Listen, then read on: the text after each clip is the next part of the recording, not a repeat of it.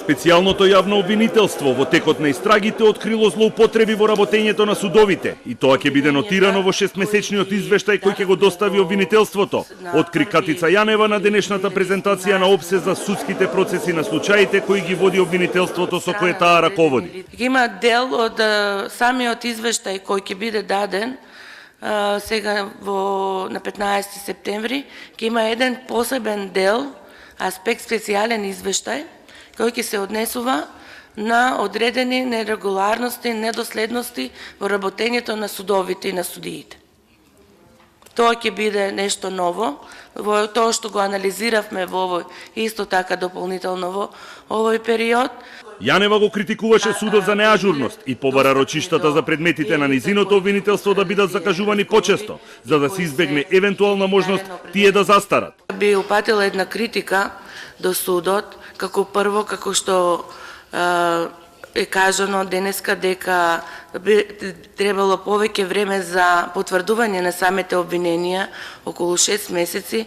Исто така можеше во периодот од декември 2017 до денес судот да закаже повеќе рочишта за кои би се суделе овие нашите предмети.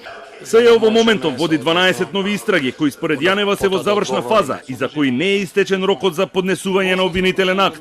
Представникот на ОПСЕ, вишиот офицер за владење на правото Мишел Принц, во заклучоците од извештајот, наведе дека мора да се решат постоечките ограничувања во законската рамка, кои би можеле да ги спречат тековните истраги на СЈО. А од СЈО пак побара потранспарентен пристап кога воспоставува надлежност врз случаи врз кои постапувало јавното обвинителство. ОПСЕ од судот побара да ги применува истите стандарди за случаите кои ги водат јавното и специјалното обвинителство.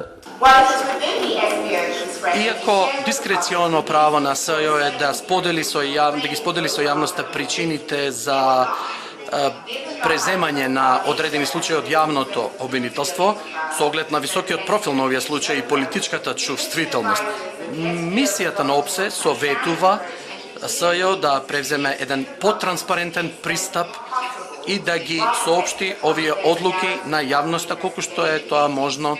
Пред присутните се обрати и Мирјана Лазарова Трајковска, судија во Европскиот суд за човекови права во Страсбург, која преку примери го оцени работењето на јавното обвинителство во минатиот период како проблематично. На презентацијата на извештајот присуствуваа и адвокати на обвинетите во предметите на СЈО, кои имаа забелешки на начинот на работење на обвинителството, како и на тоа дека телефонските разговори се единствените докази во дел од предметите. Презентација од панелот во однос на